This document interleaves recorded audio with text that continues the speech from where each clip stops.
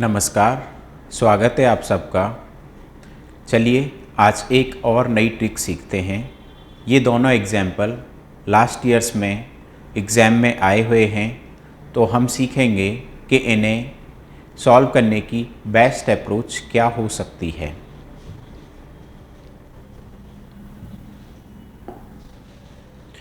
For example, ये question आया था तो इसे कैसे सॉल्व करना था, पहले क्वेश्चन पढ़ते हैं। जैसे ये कह रहा है ए और बी मिलकर काम को करने में जितना समय लगता है, ए अकेला इस काम को करने में 4 दिन ज़्यादा लेगा, किससे? ए और बी से।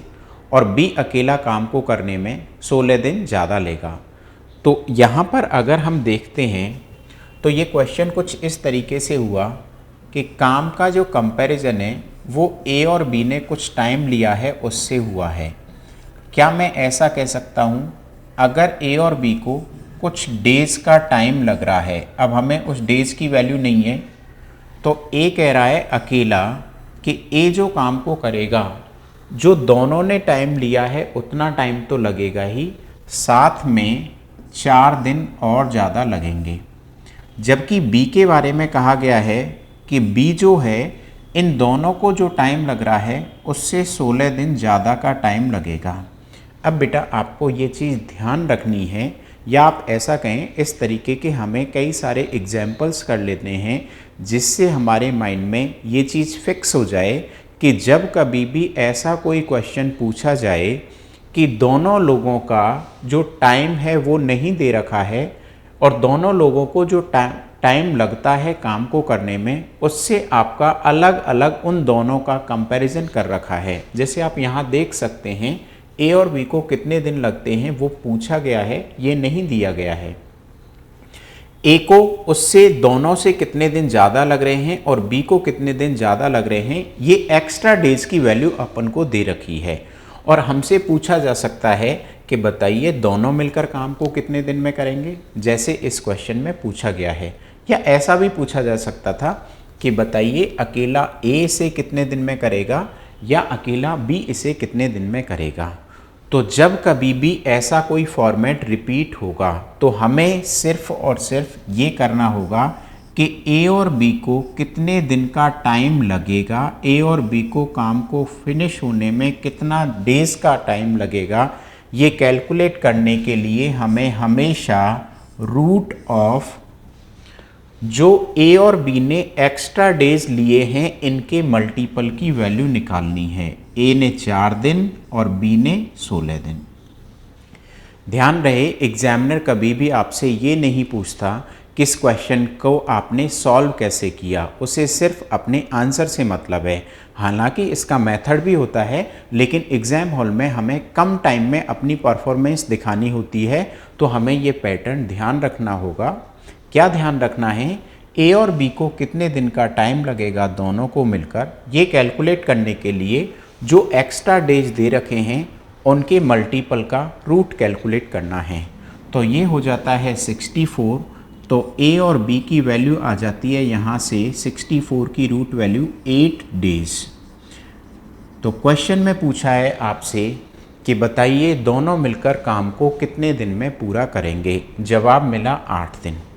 अगर क्वेश्चन में पूछा जाता कि बताइए ए कितने दिन में करेगा, तो हम सीधा सा कहते कि ए जो है दोनों से 4 दिन ज़्यादा लेता है, इसका मतलब 8 दिन तो लेगा, 4 और दिन ज़्यादा लेगा, तो ए की वैल्यू 12 दिन आ जाती। और उसी तरीके से हम बी की वैल्यू भी कैलकुलेट कर सकते थे, जो कि 24 दिन आ जाएगी। एक एग्जाम्पल और लेते हैं। ध्यान रहे जब कभी भी एग्जामिनर ऐसा क्वेश्चन देगा तो इसकी रूट वैल्यू डेफिनेटली कैलकुलेट हो रही होगी, अदरवाइज आंसर जो है आपको सीधा सीधा रूट में ही देना पड़ेगा। ठीक है, एक एग्जाम्पल और देखते हैं। जैसे क्वेश्चन में दिया हुआ है ए अकेला जो है काम को 9/2 डेज ज़्यादा में करता है जितने काम को करने में ए और बी को टाइम लगता है। तो मैं ऐसा कहता हूँ कि ये लास्ट क्वेश्चन से फॉर्मेट मैच कर रहा है। हमें नहीं पता कि ए और बी को काम को करने में कितने दिन का टाइम लग रहा है, लेकिन ए कह रहा है कि मुझे इतने दिन तो लगेंगे ही बल्कि 9/2 डेज़ का टाइम और ज़्यादा लगेगा। और बी के बारे में दिया हुआ है कि बी को अकेले वह काम करने में 8 दिन ज़्यादा लगेंगे, तो बी को 8 दिन ज़्यादा लगेंगे। किससे? ए और बी से। हमें नहीं पता ए और बी की वैल्यू क्या है, 8 दिन एक्स्ट्रा लगेंगे। मैंने आपको अभी क्या बताया था कि ए और बी को टोटल कितने दिन का टाइम लगेगा, ये कैलकुलेट करने के लिए हम जो एक्स्ट्रा डेज हैं उनके मल्टीपल का रूट लिया करते हैं। तो 2 से ये कैंसिल हो गया 4 बार और ये हो गया 36, और 36 की रूट वैल्यू आ जाएगी। इसका मतलब ए और बी को जो दिन लगेंगे वो 6 दिन का टाइम लगेगा।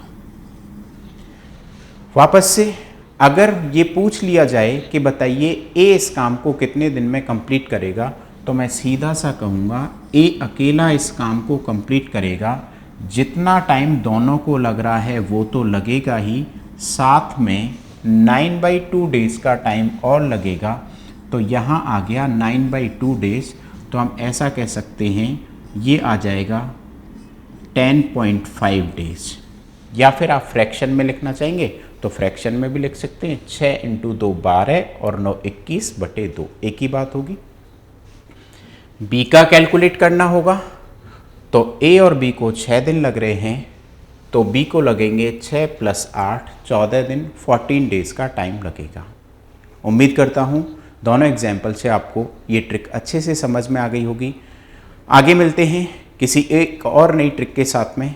ठीक है, थैंक यू।